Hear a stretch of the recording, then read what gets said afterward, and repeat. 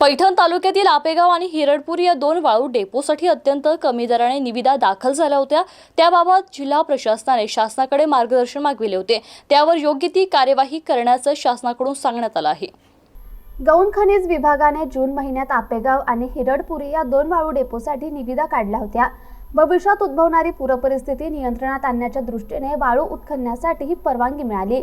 तसेच यावेळी पाण्यातून यंत्राद्वारे वाळू काढण्याचीही मुभा देण्यात आली आहे। वाळू डेपोंना मान्यता मिळाल्यानंतर गौण खनिज विभागाने निविदा मागवल्या। दोन्ही ठिकाणाहून प्रत्येकी 53 लाख ब्रास वाळू उत्खनन करण्यात येणार आहे। जिल्ह्यातील 5 वाळू डेपोंमधील शिल्लक वाळू विक्रीसाठी पुन्हा मुदतवाढ देण्याच्या हालचाली सुरू आहेत। जिल्हा प्रशासनाने गेल्या वर्षी 13 वाळू घाटातून 5 वाळू डेपो तयार केले होते। वाळू विक्रीसाठी 30 सप्टेंबर ही शेवटची तारीख होती। ठेक्यांची मुदत संपल्याने प्रशासनाने 5ही ठेक्यांवर ताबा घेतला होता। नंतर डेपोतील शिल्लक वाळूची विक्री करण्यासाठी महिनाभराची मुदतवाढ दिली।